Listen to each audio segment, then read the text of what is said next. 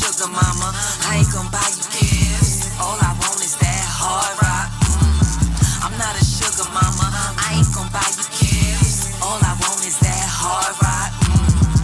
Bend me over, stretch me out, but take it easy though. Grab my hair, slap my ass, don't leave no hickeys though. You ain't my man, ain't no need for you to stamp it, bro. I need a slayer just to slay me everywhere I go. This cougar hot, won't you come and calm this cougar down? I need a hose, a big hose to put this fire out. Why you playing with this cactus? Ain't no kitty. Matter of fact, you can come and lick this kitty. I like it from the back, slay it, baby, beat it up. I'm hitting switches on it when I tear it up. Cause I'm a rider here, I got a wildin', yeah. That's how this cougar give it up, that's how I do 'em, yeah. That's how I do 'em, yeah. That's how I do 'em. Ladies and gentlemen, we back live with Ad 5. You see what we doing? We in bakery. I had to write this down because I fucked it up last time. Yes, you did. All right. We are with Miss Christine Carolyn, a.k.a. Christine the Comedy Cougar. Woo! Yes. That's a lot. That's a mouthful. I had to write that shit down. Triple C's, baby. No, last time I tried to freestyle it, and you was like, no. Nigga. Triple C's, all me. But thank you so much. This was gonna happen eventually. Yes. Shout out to Black Rose. Shout out to La Bodega. Yes. That's where we met. Yes. You know, I like to let the people know I don't do fake friendships. I just met her, but you know, there was a comedy show. Go ahead. But it's brewing. It's developing. Yes. So I love it. No, I seen her because there was a La Bodega comedy show. Mm-hmm. You pulled up, Black Rose threw you on stage. Mm-hmm. Shout out to Cherry. She was there with you. Cherry Ann Trinidad, yes. Yep, Cherry Ann Trinidad. She had the boot on, and she didn't give no fucks. She was on stage with that damn boot. And you explained the boot and everything. You said, my toes are jacked up.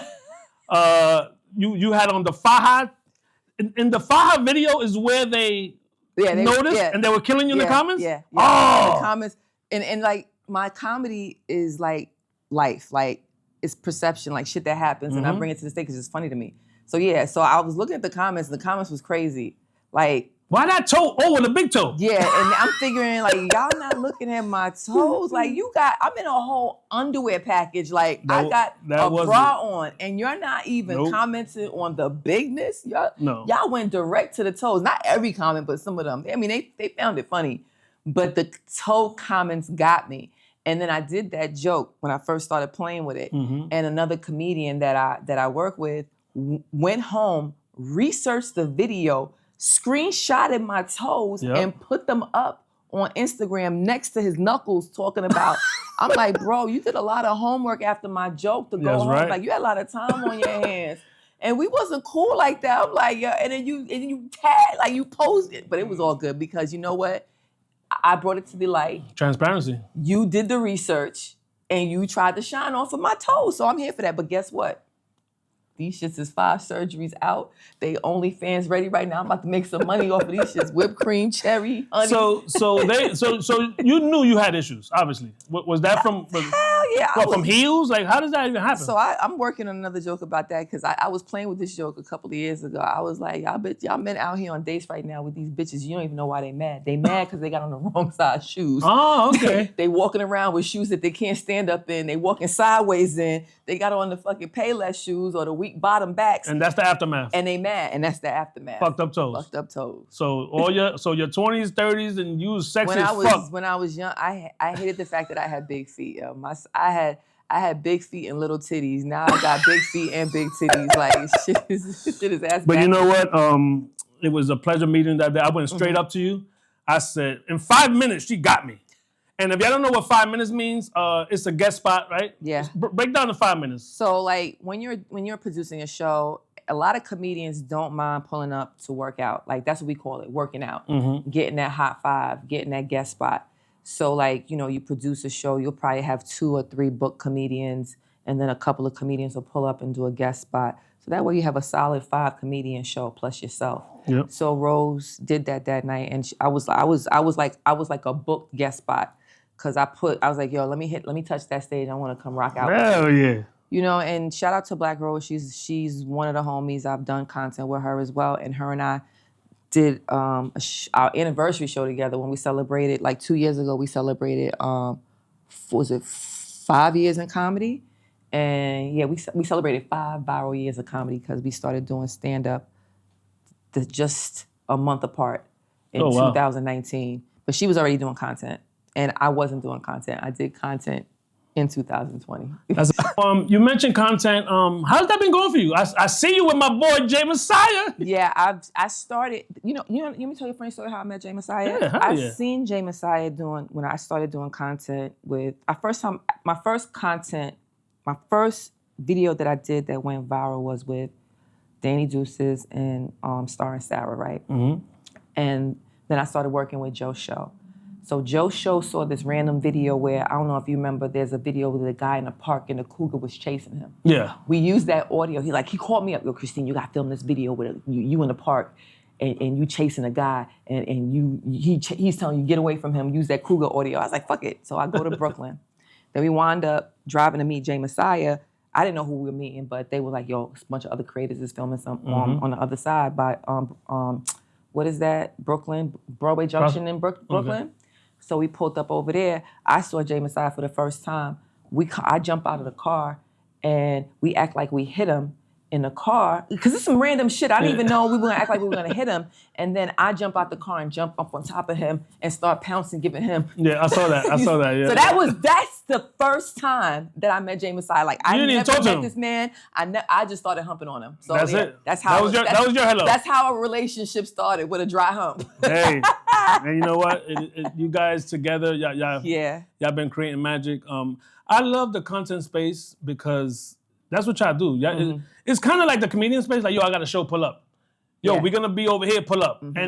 And whoever shows up, if it's Spider Loke, if it's you, if it's Jay Messiah, if it's Black Rose, you know what? This is Ken Stars. That's what he does. Like magic happens. Magic happens because you putting a bunch, for the money. Right now, Sploo is killing it with his girl, with his fiance, and they just going crazy. Mm-hmm. And it's a beautiful thing. I'm not mad at it. I applaud everybody because it's a lot of work. I haven't been producing as much content as I used to, but I'm working my way back into being more active because, like I said, when you met me, I had a boot on. Mm-hmm. So now I'm kind of moving back out in these streets again. That's beautiful. Ready. Let's give a shout out to where we at right now. Absolutely. This is Bakery. This is Bakery HNY in Harlem, Bakery, Harlem, New York. Shout out to Chio the Don. He is the fresh purveyor of this establishment. I like to call it the haberdashery of fly baked goods. And if y'all don't understand why we call it fly baked goods, because they call him the chef. He be chefing it up. Back in the day when he was younger, he's a sneakerhead, first of all. Like, I don't even know how many sneakers he got. He started doing this thing called Fly History too, talking about his sneaker collection. Fire.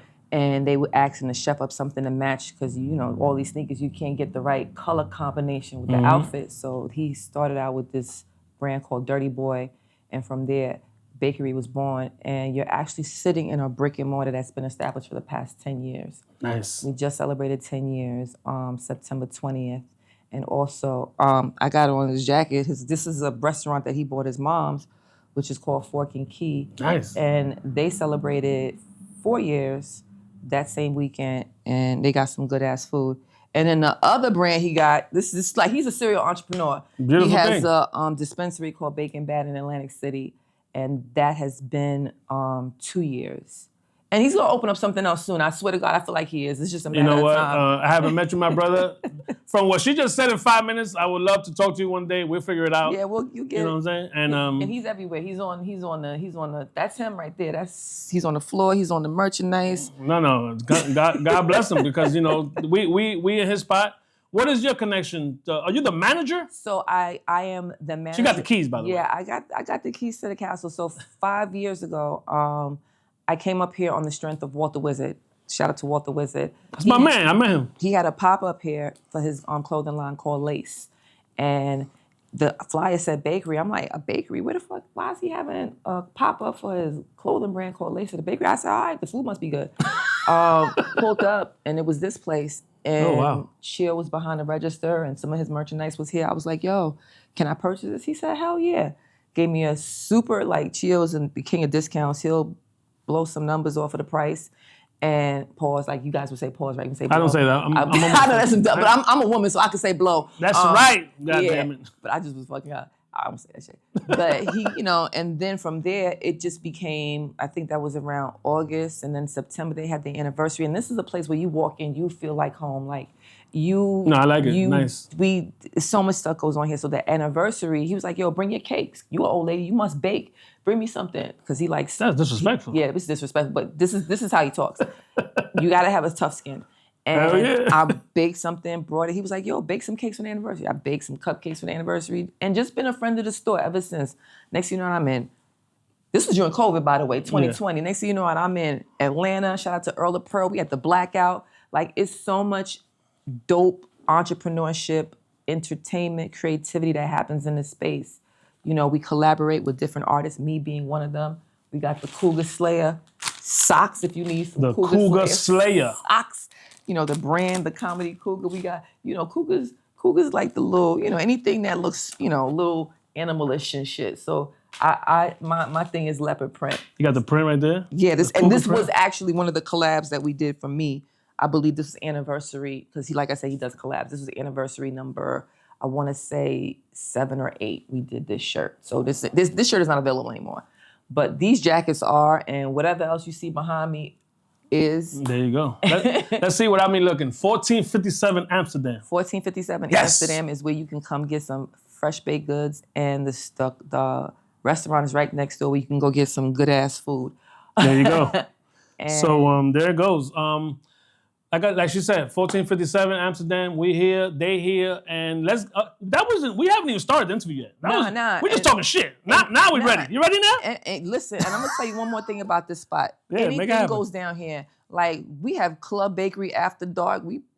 You see some strip clubs going on in here. We have karaoke. You see Dave East Bottle pull up here and be on the mic just doing karaoke. I've been saying, when I did my research, I saw all of that. Yeah, and then we having a bus ride going to Fright Night, leaving from here, the wrestling, because shout out to Smoke Dizzy. He's another friend of the store. They have this thing called the Fourth Rope, and we're riding the bus next week. So this is like you said, this is a real home away from home for a lot of people. You know what? Let's go to bakery on some random shit. You can probably smoke in here. I'm not sure. Yes, maybe. No. Damn it! I fucked up. No. No smoking. Goddamn it! You see all his clothes? Yeah. Like that'll pick up the funk. Yeah. Like, they be trying though. They be trying. They get real comfortable in here. So I'm not bugging. No, they be trying, because you would think it's a bar in here. They be thinking I'm serving Moet off the spout, but nah. No, that's fire. But thank you to you and him for because I'm like, yo, me and her been going back for like 3 months about this interview. Making this happen. And that's podcasters, interviewers do not rush greatness. We could have done this probably 5 months ago and rushed it, but I wanted this. You know what I'm saying? She could have came to the studio. No, I wanted this. I wanted to be here. And she was like, we're going to do it. And then, thank God I saw you in the Dice Peso album release. And that made it happen. But so, let's get started. Born and raised. Born in Jamaica, but Mount Vernon I grew, just like Heavy D. Nice. I like that line. Born in Jamaica, but Mount Vernon I grew. Yeah, and from there, but I first initially moved to the Bronx when I got off the plane. Lived there for a couple of, maybe like a year or so, but I grew up in Mount Vernon. Shout out to Money Earning Mount Vernon. I went to school with some of the dopest producers in hip hop. And I am proud of my upbringing. Like, shout out to Pete Rock and CL Smooth. Like, I went to school with Talent, the comedian, and Heavy D's dancers. Like, nice. Misa Hilton was in the same class with Misa. Puffy used to come up and pick her up in a Volkswagen. Like, my come up, I was around hip hop when hip hop was really like, at that second level. Mm-hmm. You had the first level, and then I was around when the 80s level was coming out the box. You know what I mean? Oh, you was around when the Right On magazine. Yeah, Right On, Source, all of that. You could put the post on the wall. All of that. And then from high school, I went directly working into H&B record store. So I loved entertainment. I loved music. And in Mount Vernon, I was even part of a gospel choir that made an album with Reverend Timothy Wright. Like, you could look up that album on YouTube. It's there. I can remember the name. Just Believe. There you go. Mount Vernon High School Black Unity Gospel Choir. Was there only one in Mount Vernon High School? Because it's only one high school so in Mount that's Vernon. why everyone went into the same high school. Because I'm from the Bronx. Like, we don't know shit about shit. I always wonder, is there just one? Mount Vernon is 4 square miles. Like, you can go to a Catholic school, high school. My son is in Mount St. Michael right now. Right, but that's in the Bronx. That's on the border. That's where Puffy went to. Okay. My nephew just graduated from there. Shout out to Mount St. Michael. But Mount Vernon, we had 2 middle schools, A.B. Davis and Nichols, which was 7th and 8th grade. This is when I come up. I don't know what's going on there now. No, we're talking about you right now. Tons of elementary schools, but one high school. Mount Vernon That's why one high school. Everyone that says they're going to say, I went to school with this person, because there's only one. It's only one. And if y'all grew up around the same time, y'all was all It makes high sense. What were your parents like? What was your relationship with your parents? So my mom and dad kind of separated when we came to this country. I came to this country 1975. And yeah, I'm old. That's when I was born. And that's when I was 5. There you go. And my mom, it was a little difficult, because there was a lot going on. And that's a real sticky subject for me because, I didn't grow up with my dad, but I'm actually taking care of my dad now. You know what I mean? And regardless of what, my mom came here, an immigrant parent with 3 kids on her back and did the best that she could and made it happen for us. When I tell you, she sacrificed so much with the notion that he was going to come, but my dad got caught up in his own demise. He had a big business, and it kind of like he was ahead of his time, and people kind of take advantage of people that are ahead of their time. So he got taken advantage of, and then he decided to become a Rastafarian and an introvert. So he kind of just separated himself from everybody. I ain't fucking with nobody. And even his family. So damn. It almost took him, I would say, almost 20 years to finally come. And now he's here with us. I'm taking care of my dad. So he stayed in Jamaica? He lived in Jamaica up until, I would say, 2021 or something like that. Mm-hmm. And he made his way. His sisters took care of him for a little bit, set him up when he got here. And now both his twin sisters are gone, and he's with us, me and my brother. And that's the thing about West Indian lineage. Like, some people won't deal with their parents if they do them like that, but because of how I was raised, despite my mother and father's separation, my mother never spoke negatively about my dad to me. So I was that little girl that was always looking for my dad because he was supposed to be coming.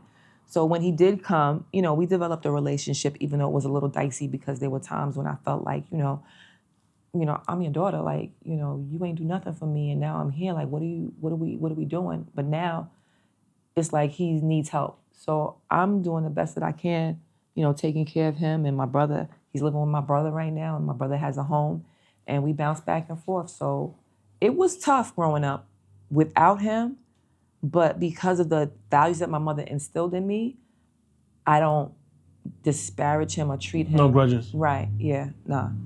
No, that's a beautiful thing. I didn't grow up with my dad either. Mm-hmm.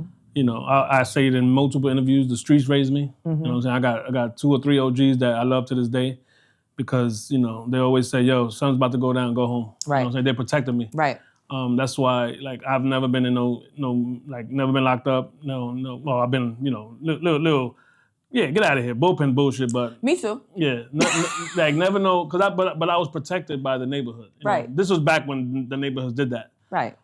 Speaking of neighborhoods, what neighborhood did you stay in Mount Vernon? Or when did you start to I'm talking about 15ish. When you start feeling yourself, that type of teenage. So when you get your working papers, you can get some money. Yeah. Let's go to that time. What hood were you? I was still primarily in Mount Vernon up until I would say I was 16, 17 because now I'm working at Rye Playland, and in the wintertime I'm working at Macy's or whatever department store was hiring. So I was getting a little bread, and statute of limitation is over. Like, we would rob Playland blind, bro. Damn. Everybody would come up from we had people come up from the Bronx, and that's when I started meeting different people because it wasn't just Westchester people working in Playland. It was people coming from the Bronx, wherever, and working in Mount Vernon. But it was close. Because Great Adventures is deep. Yeah, that was in Rye. That was in that's in Rye. So it's right on the border of Connecticut and in Westchester. Back then I called it, it was easy place to get to. You take the 62 or the 60 bus. That's what I'm about the to tell you. Oh, you go right up Boston Road. Yeah, so it was easy compared to young kids going to Great Adventures. That's not gonna happen. And that was a hub to work. So like we had hustles in there. Like we would hustle everything. Like games. I worked in games. I worked in rides. I worked everywhere you could work in that. But then you started venturing out because now you got a little money coming down to Harlem, getting your weed in Harlem, going to City Island, getting that little. Not to interrupt you, what is the connection between Mount Vernon and Harlem? Because the history is so, and you have, and I'm glad that you brought that up because that's not even in my fucking phone. That's fine. That has nothing to do with my questions. I got a great Harlem story too. I just don't understand the connection. Like, how the hell does Mount Vernon and Harlem become fucking blood brothers? Fashion and style. Like Harlem, Mount Vernon girls, we love fashion. Like I would go to, even when I was in high school, I would go to Delancey Street to get Via Spigas and the shit that Biggie was talking about, Via Spigas and all of that stuff. Like, what was it, Hudson jackets and all Pelly and all that stuff. I had my 8-ball. I still got my original 8-ball jacket from Delancey Street. Like we was about that style. So you had to come down to Harlem. You had to go down to, you had to come to the city to get fly. And the fly niggas was in Harlem. Like, I'm Harlem by injection. You see where I'm at. Like, everybody thinks I'm from everywhere where I'm not. But the fly part, by injection, did y'all catch that? Harlem by injection. By injection. But the fly part y'all figure it out. Yeah, they know what I'm talking about. But the fly part about my Harlem history is that, so I go by the name of Christine Carolyn for stage purposes, but my family, my last name is in the state building. My uncle was the architect of the state building. There were 3 architects. Rockefeller was looking for a black architectural firm to build the state building in Harlem because he wanted that aesthetic of blackness. And it just happened to be my uncle. He was one of the architects for the World Trade and a few other buildings here in Harlem. And so my last name is in the state building. It's Fire. A. Phil Johnson and Hanchard. Y'all gonna know my last name now, I don't care. But to me, that's my lineage. You know what I mean? So Harlem is home for me as far as like the fact that my uncle put my family stamp in the middle of the most historic building and black men built that. That's fire. Despite the bullshit Rockefeller did, he did one good thing for Harlem. That's fire. But so at this time, yes, we on timeline here. We don't skip. No, we might skip, but we stay. I'm trying to stay on the timeline. I got you. What were you thinking at that time? As like, like they say, what did you want to be when you grew up? Like, what were you thinking about? Like, did you just trying to figure it out? You know what? It's like, I didn't have a definite, so in high school I took, let me tell you all the shit that I took. Yeah, that's why we're here. So we have Mount Vernon is also one of the #1 vocational high schools. So we had automotives, we had graphic design, we had cosmetology. So I took graphic design in high school. I took cosmetology in high school. I took Photoshop in high school. Like I did all the artistry stuff because first of all, I'm dyslexic. So like it took me a little longer to understand. I knew what people like. I knew, but I could read, but the comprehension, sometimes I'd have to reread things. So like I was more of an artsy person. Like, my last name's and my dad was a artist and my family was a seamstress. So we all like to create with our hands. So like that was my whole thing. Like I was more on the artsy side. I thought I could sing, but I really couldn't. I never got a solo in the choir. He was in the back? I was in the back. On the side? A halfway soprano, alto, depending on the day, who knows. But, but I just knew like, I liked entertaining. Like I liked being out there. But something happened to me and I was a kid and I was from Jamaica too. So, I had coming from Jamaica, like I didn't always have the flyest shit when I was younger in elementary school. And these kids teased me about my outfit one time and my accent. And I was on stage reciting a Langston Hughes poem and they made me feel so bad. Like I didn't even want to get on stage anymore. Like it was rough being a little Jamaican kid, not having the right shit. So, as soon as I got in high school and got some money, I always had the right shit. Mm-hmm. But I didn't see myself as anything specific. Like I was always, like I said, working in the entertainment, music-wise, H&B record stores. I started working, after a while, I worked at Morgan Stanley Dean Witter. The towers went down and then I was unemployed and then I started working in the hospital.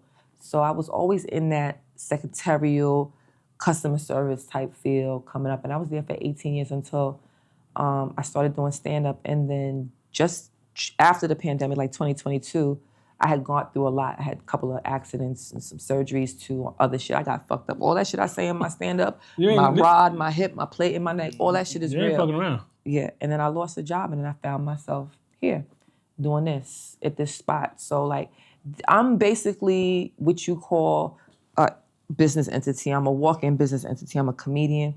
And this is me. This is my business. It sounds like you always, well, we all do it 9 to 5s, you know. Like me, I got a podcast and I tell motherfuckers Monday and Tuesday. You know why? Because that's my 2 days off. Mm-hmm. I ain't fucking up my real, the real job for the hustle. Right. Until the hustle takes over the real job. Right. So you got to secure that bag, you know what I'm saying? So it sounds to me like you was always 9 to 5, but you had some type of showmanship, if that's even, if you can't even say that about a woman, but you always had some type of show, something in you.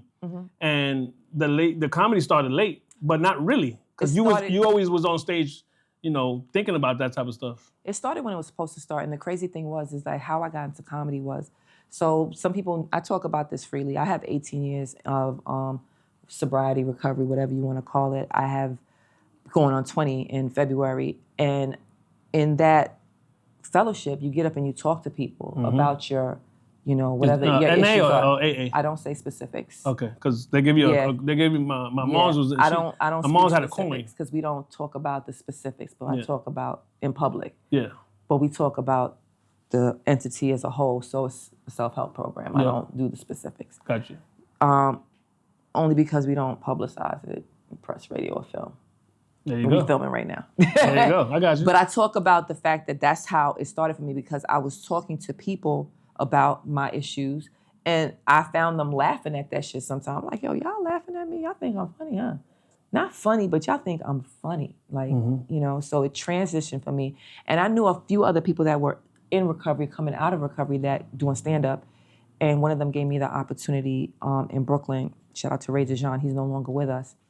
And another comedian, my girl Tony Bird, I asked him, what can I do to get into this comedy game? And it went from there. And I started doing last Wednesdays at Lindenwood Diner the whole 2019. And that's kind of how comedy came about for me. No, that's real. So you believe that you are doing exactly what God put you here to do? Yeah, because when you think about it, right, you take risk on yourself. And sometimes when you don't take that risk on yourself, you don't know if it's going to pay off. So I took that risk, and it's been paying off ever since. Like, I have not had any regrets about what I'm doing right now. It ain't always sweet, but I bombed a few times too. But I enjoy what I do, and it gives me the opportunity to like just be creative. And that's what I like to do, be creative. So I ask comedians this all the time. So you would call yourself a comedian or an IG comedian? Because that's always a great area nowadays, right? Because Instagram now and TikTok, people come from there and they're funny, and then they hit the stage. So was your time before that? So it's funny you say that because I had a conversation with somebody about this very same topic. So in 2019 is when I started stand-up. In 2020 is when I went viral.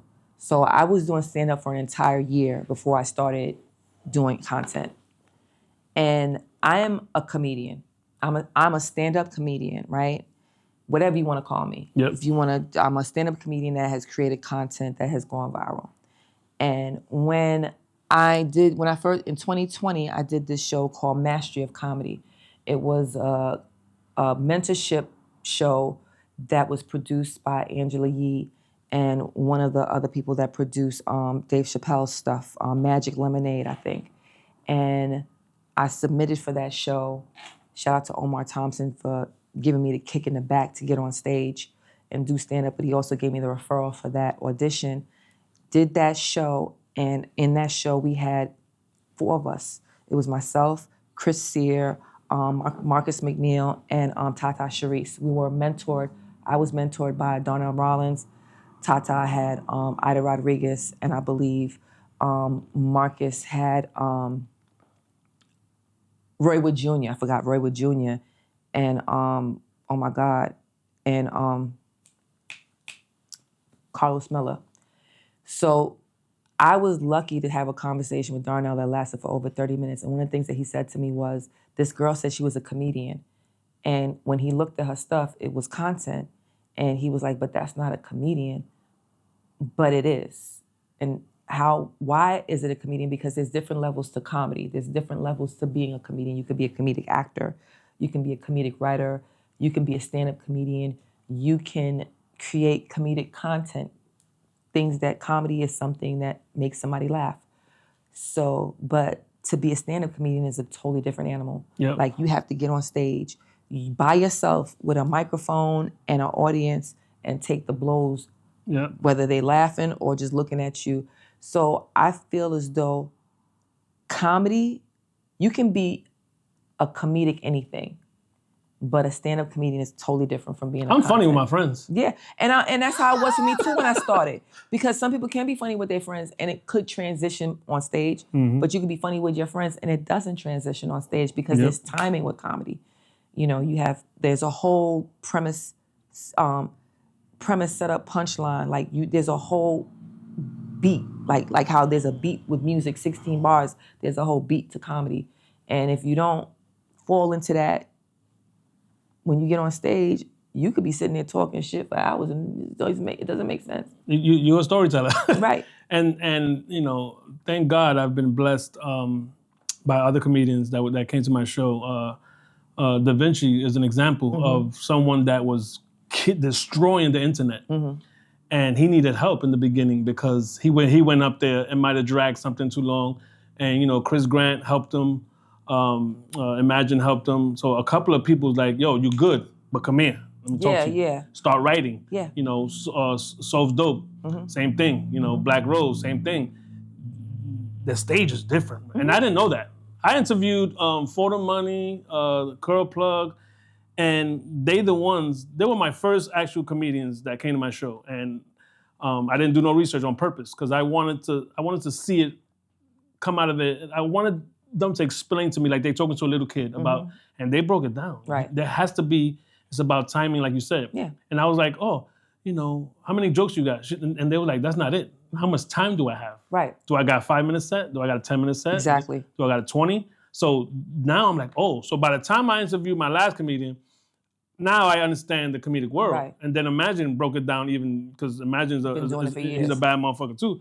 And so now I understand, when you're speaking to me now, I get it. You know, how many, we was talking about it before the cameras rolled, that, you know, the Black Rose situation, you know, you guys throw each other alley-oops, you know, you can't be everywhere at once. How many real friends or real comrades or real people do you think in this business have you helped and have helped you? And how strong is that bond with you guys? Jay Messiah, for example. You know, you fucking humping the guy and all of a sudden y'all inseparable, you know? The first time, right? So with Jay Messiah, like I'm real with, like, just like how I wasn't spoon-fed. I was fed, but I wasn't spoon-fed. Like I had to get up on stage and figure out what I was gonna talk about. I wasn't Christina Comedy Cougar when I started. I was Christine Hancher. I changed my last name because shit happened in my DMs and people started texting me on my phone. I don't know how it scared me. It's scary. So I took my last name, but you know, people still gonna find out. It's not hard. But the first person I reached out to was Omar Thompson, and he's still a dope friend. Like I broke bread with him, gone to his house, his family, met his kids, met his wife, and he was the first person that told me, I saw him, he was like, I think I want to do this comedy. He told me, stop thinking, just do it. And get the Comedy Bible by Judy Carter. So that's what I did. That's not the first time I heard that. I heard that's a real book. That's a real book, and they have two versions of that book now. Then from there, I asked another comedian, Tony Bird. Her and I are still cool. Ray DeJean, I was like, yeah, get on stage. Rest in peace. Rest in peace. And he, for a whole year, he took me under his wing. That was like my classroom of comedy. I got to meet so many dope comedians there on the strength of him. And I learned how to produce a show. I learned how to run a show. I learned how to get up on stage and dominate the stage. Like, don't be afraid. don't take no shit. Just get up on there and these niggas. Mm-hmm. You know what I mean? Because if you don't and they look at you, you all scared and shit, then they gonna come at. It shows. You get shook. So I got to meet so many comedians like Coco Brown. I mentioned Talent before. Howie Bell, George. There's so many names of comedians that I can tell, and I'm not naming. I'm just letting you know the classroom I was in. Mm-hmm. It was a year-long classroom. Even if I wasn't on stage, I was there and I was picking up stuff from so many dope comedians and opportunities. And then during COVID, when we couldn't do anything, that's when I did the content. And I known some of these comedians before I was even doing stand-up. And then I linked up with Smokey Suarez at one of Ray's outdoor shows. And Smokey was like, yo, you got to get out of Brooklyn. You got to start doing comedy, like outside. Like I haven't met Smokey, but I keep hearing about him. You got to talk to him. I had to come up here and do an interview with somebody else, and I could make that happen for you too. Because he is like the GOAT. When I tell you, so he took me underneath his wing, and that was 2020. And I've been rocking with him ever since. Now I'm kind of like on my own a little bit. So he's not one of the OG gatekeepers that I hear about sometimes? Smokey is always working with new comedians. That's beautiful. He will see you, and if he sees that you're really putting moves on your own, he will take you under his wing. I've gone to Boston, Virginia, and opened for Smokey. I've opened for him in Philly. I've opened for him in PA. Like, I've gone so many places on the strength of him working with me and just schooling me and not holding no punches. Like, yo, you playing games. You got to talk more about some more stuff. Then the cougar shit came about on some real random, like it was a real date I had with a young guy, mm-hmm. and then all of a sudden, I was gonna ask you. You walk right into it. Just keep going. Don't worry about it. But back to just before I get there. But that came about, and then I started. But you're talking about people like Talent. I get booked by other comedians because they've shown me love, and even shout out to one of the ones that have taken me under her wing in the past 2 years was Ashima Franklin. I was rocking out with her a little bit. Nice. So they kind of like, it's a community, and we become a family, a dysfunctional family at times because we're crazy as fuck. But I've gotten more help than I've not gotten help. That's beautiful. And I've extended help to people that I've booked shows even in here. Like, Chio's like, yo, do whatever you fucking want. I don't care. So like, even now, I was doing this interview. He's like, yo, I'm doing an interview. What you telling me for? Like, I want to do a comedy show. Do it. Like, So we've had comedy in the bakery. We have everything in the karaoke. I can see it. This is the stage? This is the stage is over here. We set it up like all the seats is this way. Yeah. And then we'll be right past the mirror with I seen Nemo the Crow Plug. There was shoes behind her. Yeah. I said, girl, what the fuck was that? She was like, we was in Skechers, getting busy. Yeah. I'm like, how? In a laundromat. Who thinks about this shit? They do soap suds and comedy. You do comedy anywhere, yo. That's fucking fun. Outside on the block. It. We even had, during the anniversary, we didn't have a stage. We had a flatbed trailer that you put I the saw car that. on. That was recently. Yeah, that was for the anniversary. We couldn't get the stage. The city was like, oh, you ain't gonna get stage. Well, we gonna make a stage. Yeah, I got a flatbed. That was right here? That was right here in front of the shop. That's fucking flatbed. Awesome. And I performed. Oh, we'll get to that too. But the cougar shit. So the cougar shit was on some random, like, I really met this young guy, and that story is partly true. Some of it's exaggerated, but it was a real story. It was a real situation, and that happened in 2020. So you talking about 2019, I started 2020, I had the experience, and I brought that shit to the stage, and it's one of the funniest stories that I tell. I like it. I don't think I would get away from being Christine the Comedy Cougar, but I want to bring some more stuff in. Yeah, and if you want the story, pay your ticket, goddammit. Yeah, we ain't gonna tell it right now. Come see me. All right, so speaking of that, older woman, beautiful. Are we dating, your preference, by the way? We dating 5 years younger, or you rather date 10 years older? So here's the thing, right? I don't, you know what? I just have he just has to be a well-groomed, tall guy. A little bit, I don't mind a little squeeze to him, but you can't be like, lift that shit up so I can see it. No heavy breathing? No heavy breathing? You know what? And the funny thing is that the Cougar Day story, the guy was 22 and I was 48. So he lied and he told me he was 29. And then when I did the research, because I'm a Googling nigga, bitch, I will Google you, try to find out who your mama, your dad, like I will find out everything about you, see if like, do a search on these niggas before you go out with them. And that's when I found out his real age and that he had a kid. And like, but I was like, fuck it, I'm outside. It was Hey, it is what it is. But what is it like? Do you like? Because I'm not dating anymore. I've been with my girl 3 years. And actually, it's a lie. It wasn't. It was the end of 2019 when I met him because so it was like September of 2019, and I started in February. So it came in pretty quick because I remember too, like during COVID, I couldn't hang out with him. That's how you know. I got some I can't hang out with you. Like, I can't bring you over. My mom's is old. Nigga. I can't come upstairs. No, for real. But what is it like? And you know, because so there's no real cutoff. Like I don't see myself dating somebody 60. I did that already. I dated somebody 10 years older than me, and he liked to take too many naps. And then they got the COVID. They got the Viagra dick. So like. They got the trick dick, and I'm not trying to die behind no dick is crazy. Deadly dick, yeah. It's like the trick dick. You tricked me, nigga. You tricked me, nigga. I thought this was only going 20 minutes. You trying to do this shit for an hour? What the fuck you think I am? My body ain't built for an hour. I'm like a spades game, possible 20, maybe 30, but an hour. Go. But what? So, but wait. But what do you in the middle of a date, right? Or because now we got the fucking internet. Do you feel like these young niggas?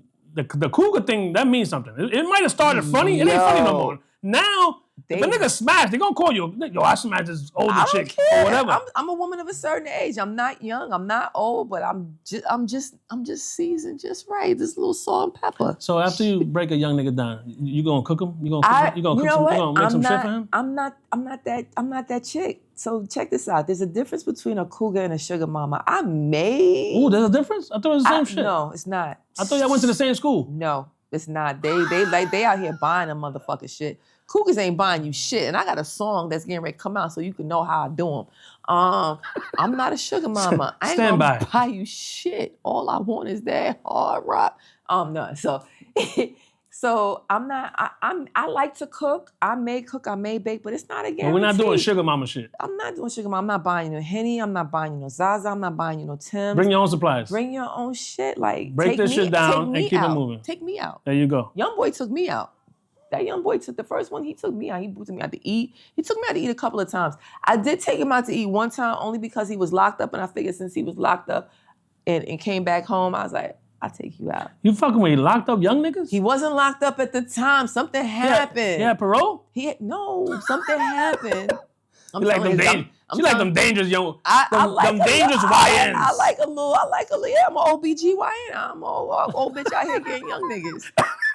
But he wasn't, he did some shit where, niggas be sometimes walking around with the handles, Yeah. Hey, it is what it is. He had a handle on him and shit happened. All right, so one thing I wanted to know, because I've dated I've been in a situation with an older girl. She was 53. That's not really that. That's okay. I was like 41, so that's like my peak. That's not too bad. That's about probably where I'm at right now. Yeah. 10 years, maybe. I can't do 20 right now.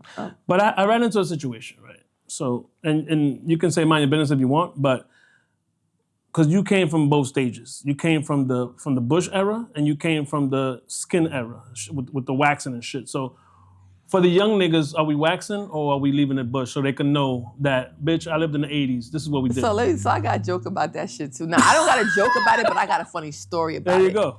So I was dating this older guy, right?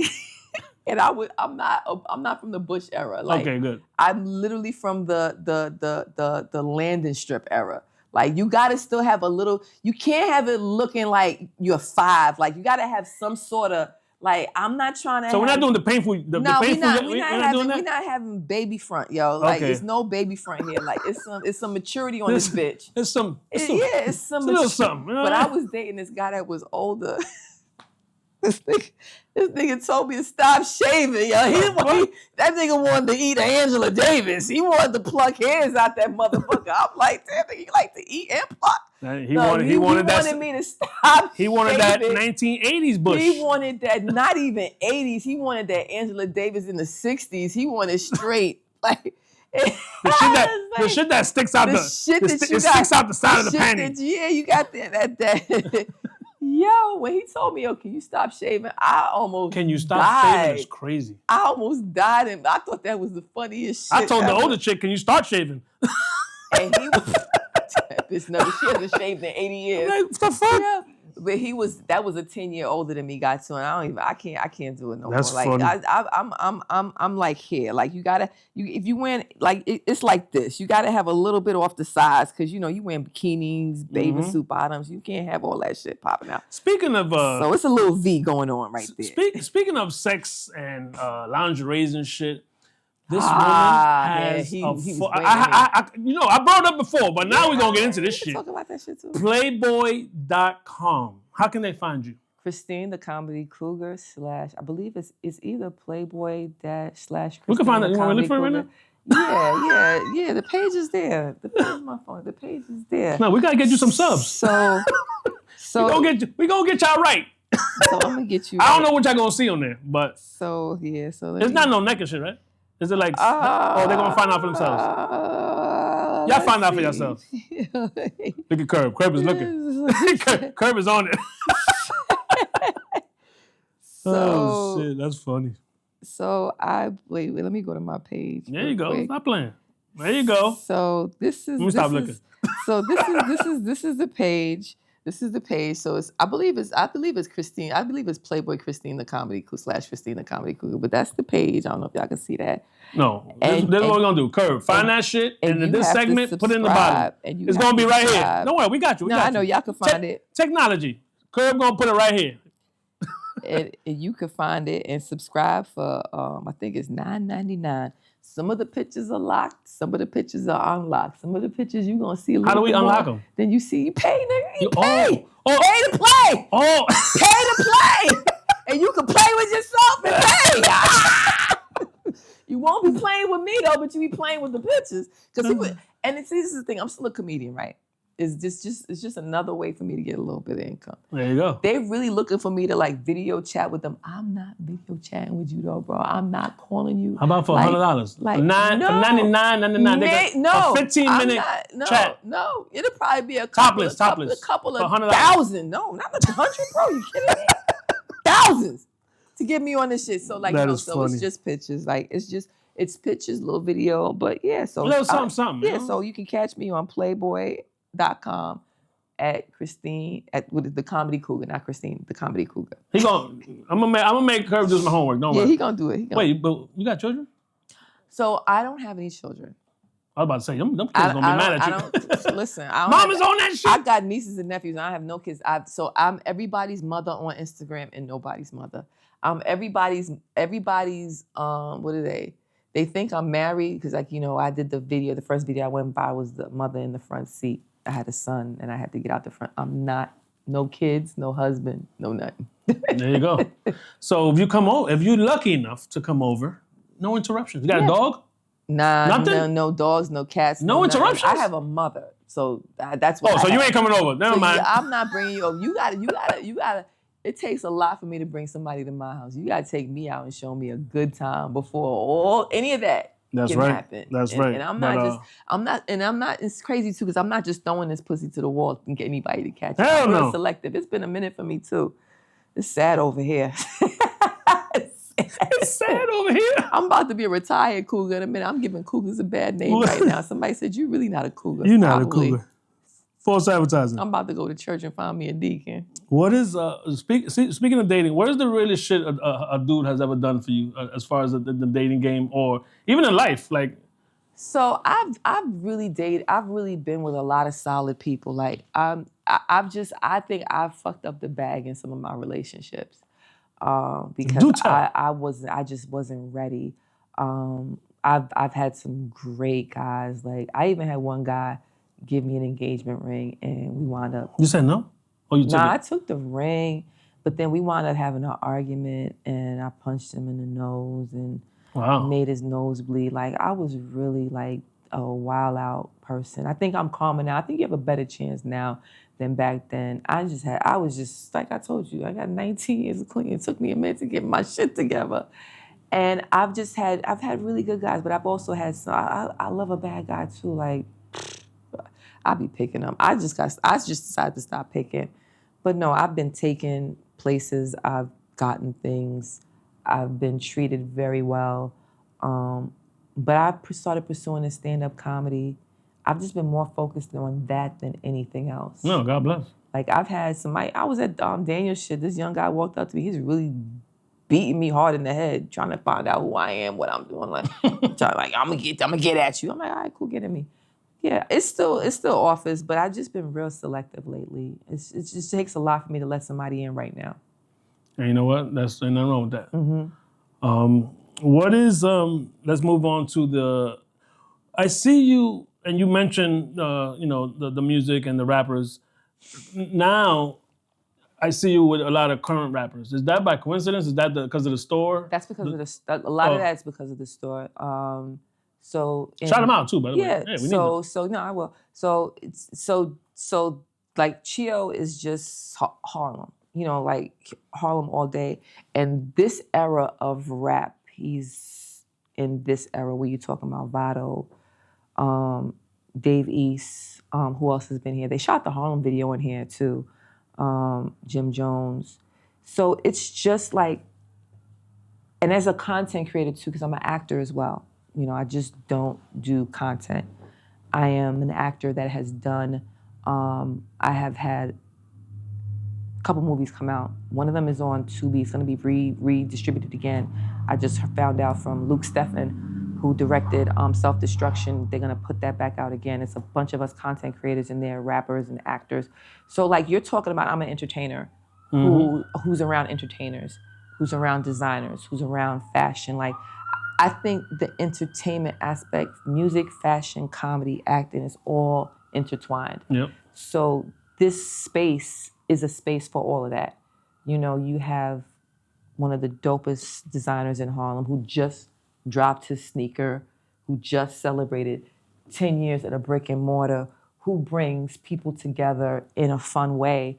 So that's kind of like how a lot of those newer relationships that I have, like, I grew up and still talk to Pete, still talk to CL. I was hanging out with CL the other day. I've done comedy shows out of the country in Jamaica, Major Hype, Peter Guns. So I've also made my own relationships as well because of comedy. Worked with artists that encouraged me to get into the studio. And because of knowing East and his management team, and shout out to Hood, who has a studio, I think it's called Antidote Studios. He saw the Playboy, was like, yo, big up to you doing that shit. You need a space to film, shoot. Some of those pictures are in the studio, at his studio in Manhattan. And I wound up doing a record. It's my first song, and I'm probably about to go back in the studio and make another, because I want to do a couple of them and then put like a small little EP out and like package it up really nice and do a couple of videos when I put this package out. So like the first song I was talking about, that is called How I Do 'Em. Let y'all niggas know how the fuck I do 'em. No, that's, you got it. You know what? You when I met you, and the way we met was so organic. Obviously, I never seen you in my fucking life. And I see you on stage. You're making me laugh, but when I see, it's all in the approach. Now that I'm in this world of interviewing and approaching people, right? So the way I approached you, professional. Hey, how you doing? This is what I do. I gave you my card. You were so warm and welcoming. Yeah. And that, I guarantee you, these rappers and these entertainers and these people are attacked or mobbed by, I work in bakery or whatever, and they weren't about themselves. You don't give that. You even the last time I saw you when we went to the Dice Peso thing, I was like, yo, can I get like 2 minutes? You was like, of course. So you are very welcoming. Why so, wouldn't I?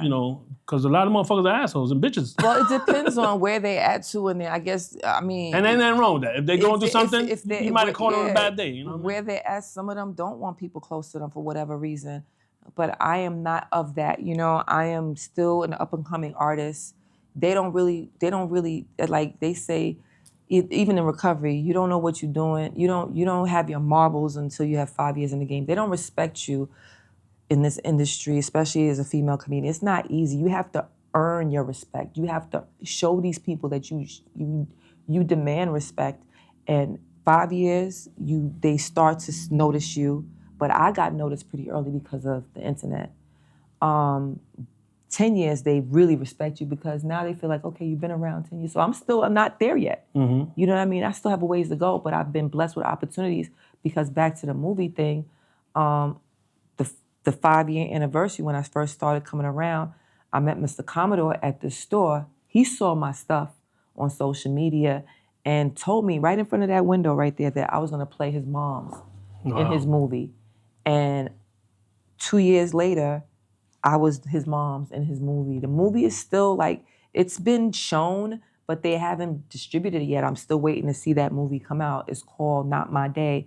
And that's one of the he's been in quite a few other He's great. films. He's great as well. Yeah, he's dope. And people say things in passing, but you don't think they really mean it. But he said it. Took a couple of years for me to get the call, but I was his mom's in his movie. Shout out to Alonzo, Raw Family produced and directed and was starring in the King of Newark projects. And he's done a lot of other movies, and I was in the last King of Newark. I played a small part in it, but they're always reaching back and pulling me back into different situations. And the first project I did too was this cougar, because they got me for the first thing I ever did was a cougar, and it's called Retribution. That's on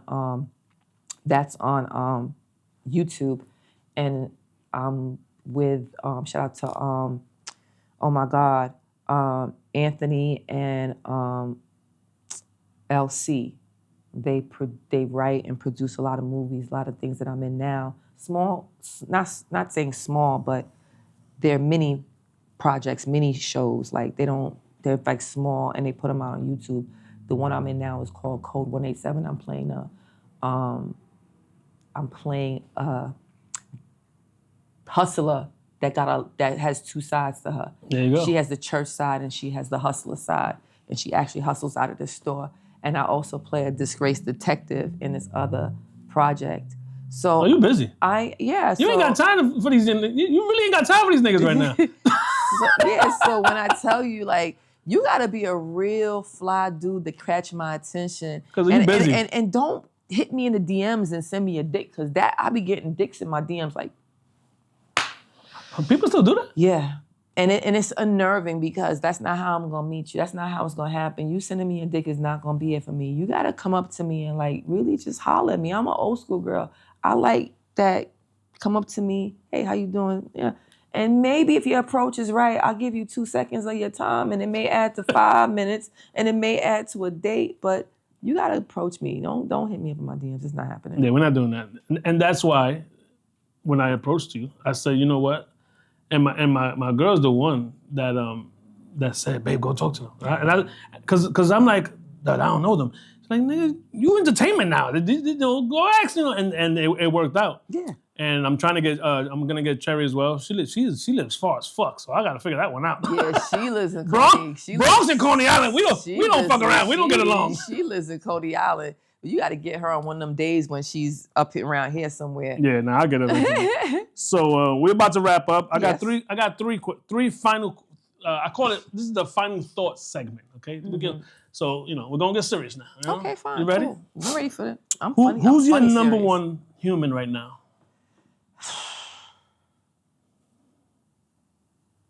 It'll have to be my parents. Yeah, you can put that as one. Yeah. It have to be my parents because I feel like they don't have much more time. And that's why I'm doing as much as I can, because they're the reasons why I'm here. How can they not be my number ones? You know what I mean? I'm their number one. Mm-hmm. So it's definitely my parents, y'all. My parents are my number ones.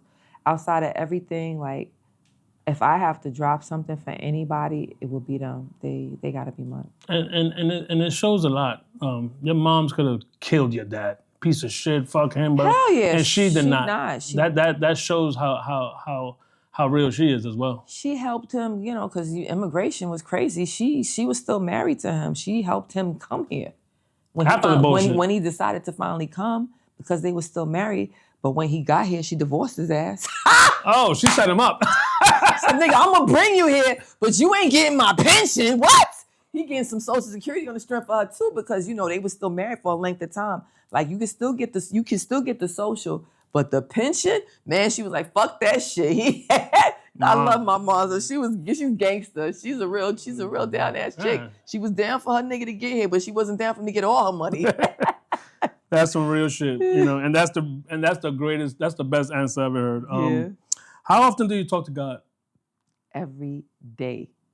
I was talking to God while I be driving sometimes. Like, God, if you don't move this motherfucker out my way, God, grant me the serenity. Like, I'm not one of them get on my knees and pray to God. I'm one of them having a conversation with God. Like, I have dialogue with God every day to get me through whatever it is I'm getting through, to help me see whatever it is that you need me to see so that I can do whatever it is you need for me to do. Help me get through this pain, because a lot of times, like, y'all don't even know, the 5 surgeries I had on my foot, I'm still struggling with my foot, but these shits is about to be ready. So yeah, I'm struggling with back pain on a daily basis, and I'm struggling, but I'm surviving. I like to say, right, I have I want to say this right because I don't want to fuck up my own catchphrase. Through tragedy, I have triumphed. So I've had a lot of tragedies in my life, and that's going to be whatever. When I decide to write my book, it's going to be through tragedy, I have triumphed and come out of it because of God. There you go. That's a beautiful thing. Mm-hmm. Before, I'm going to give you your final thoughts, but let me do my final thoughts Absolutely. First. Thank you so much for your time. Yeah. Thank you for welcoming, for welcoming us here. This is a beautiful establishment. This is my team. I got my team with me. T is popping right now. I heard T's popping. T's popping. Heard she's rolling with Dice Pesos. She's rolling with Dice. She's fucking with Fab and Jim Jones and them. So popping. What's your thing? Put this in the bottom. T Reigns. Yeah, T. Shout out to T. You want film. You want pictures. T Reigns. Yeah. You can't miss her. She's 5'10", but she's powerful. You can't miss it. And we doing everything. And I forgot to mention this too. I'm also a graphic artist too. I do flyers. So if you need them flyers, you can check out my page. Like, you make your own company flyers? I'm fucking Jamaican. Me do everything. Me wash, me cook. Listen, I do everything. I'm the store manager. I'm the comedian. I'm the actor. I'm the graphic artist. A lot of the flyers you see on the bakery page, some of them are from me. A lot of the flyers you see on my page, they're from me. Like I'm a retired hoe. No, I'm sorry, that's not true. I'm a retired stripper though. I did strip on Hunts Point for like 2 months. I'm not even lying about that shit. That shit's so true. That's a sad story. I'm sorry. Go ahead. Finish up. I told you I was gonna fuck this shit up. I want to know about that. No, that's okay. Read the book. That shit's crazy. I was not swinging around no poles. I was just doing lap dances. There you go. I'm sorry. No. This is your show. You just go where you want to go. I ain't got no sense, but I'm sorry. Okay. You said you want that. No, we're good. Okay. I just want to say thank you because T is doing her thing, but we working out here. Like we working. I will work with anybody as long as you pay. There you go. But no, you're doing your thing. Like Living Color. You ain't got one job. You got more. I have no one job, man. I have 20 jobs. You have one job, boy. You lazy goat. But final thoughts. It could be negative, positive, curse somebody out, do whatever you want. Okay. No, I'm definitely not gonna curse anybody out. No, I want to thank you for coming and making yourself available to interview me here because you said Yonkers, but I think you forgot. Yeah. And it would have been closer for me to go to Yonkers, but I felt it was so important for me just to highlight a space that has given me the opportunity to be great in. Like I've been afforded the opportunity to be great in a space. Like you said, I got the keys to somebody's castle. Like for to be trusted in that way is amazing. And so many great things are happening. Like I said, we got another sneaker coming out Got this one that just dropped. We got the sneaker coming out. I'm hood famous, by the way, just in case some of y'all don't know. This is like a lot of the stuff that I'm doing. And if you ever need to come down and get your own stuff made, like you can come down here. I just want, if you decide to do something right, take the risk on yourself and do it, and allow yourself the opportunity to fail, because there's nothing wrong with failing. It's something wrong with not trying. You know what I mean? So like the fact that when I lost my job, I was able to get on the phone and say, yo, I don't know what my next move is. And he's like, well, I'm opening this business in Atlantic City now. I'm gonna need somebody to hold me down here when I can. And mind you, this is not, this is a labor of love. Like, this is sweat equity. You know what I mean? And not to say that I'm not getting anything. I'm getting a lot. I'm getting experiences. I'm getting opportunities.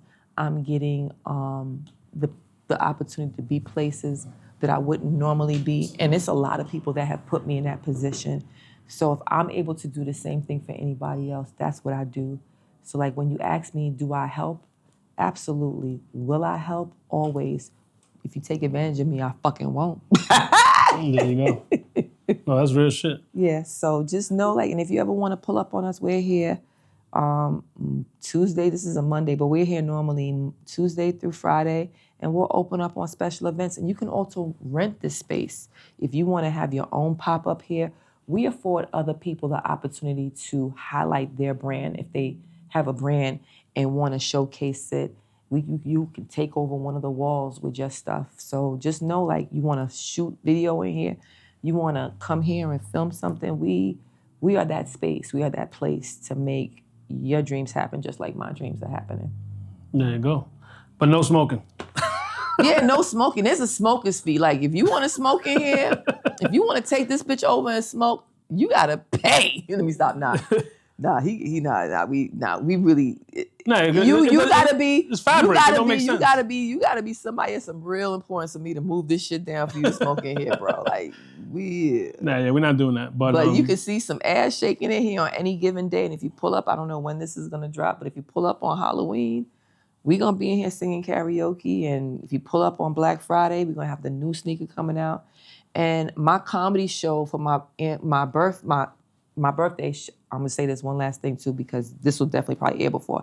This January. No, definitely your November and December shows. Yeah, so January, Jay Masai and I are gonna be producing our birthday. We're Capricorns, both of us. I'm a December Capricorn, which is the better Capricorn. He's a January Capricorn. So we're gonna be having a joint birthday show. Ow, gang. Our producer. I'm a December Sagittarius. You don't want to hear about that. Yeah, I'm sorry. We're talking about Capricorns right now. Stay over there. So like I was saying, we're going to be getting together and having the biggest Capricorn comedy show, viral, and I'm just waiting on the date. And it's going to be a comedy in Harlem, which is one of my home clubs too. I perform at Broadway Comedy Club and Comedy in Harlem because I just love. Which is the one with the bell? The one with so that's Harlem Nights. That's the open mic on Mondays, where the young comics go and work out. And sometimes you catch me there working out. But Comedy in Harlem is my home for comedy. Shout out to Jamie Roberts and Nikki Shanshan for giving us a space and a place. Oh, yeah. I just was there on Saturday and I got the opportunity to open for Carl Payne. So that's gonna be, if you better get your tickets for that show. Whatever date it's gonna be in January, we gonna, probably when this come out, I'll tell them the date so you can put it down at the bottom as well. Mm-hmm. And pull up. Me and Jay Masai is going to do something real big for the Capricorns. There you go. Well, we good. I'm not even going to try. You know what? I'm going to try. Come on. Dig deep. Christine Carolyn, a.k.a. Damn, this is the hard part. A.k.a. Christine Carolyn, the comedy cougar. That's it, Christine the comedy cougar. Catch me on IG. Catch me on YouTube. It's a lot, though. Catch me. No, it's simple. You don't have to say Christine Carolyn. Okay. You can just say Christine the comedy cougar. There Some you people go. call me Christine. Some people call me cougar. But as long as you call me something with a C, I don't care. Just don't call me cunt. Shout out your stuff so they can where they find you and so book you can find me. So if you go to IG, please don't DM me. You can email me. No dicks. Yeah, you can email me at christine.thecomedycougar@gmail if you want a booking. And all of that is on my IG. You can tag, if you go to my IG, you'll see all the things that I'm a part of. You'll see bakery, you'll see Fork and Key. You'll see Bacon Bad, which is all the entities that, shout out to Chioda Don, that he has under his umbrella that I am luckily to be a part of. Oh, yeah. Mm-hmm. There you go. Peace! Say goodbye. Bye. Cougar out. Cougar out.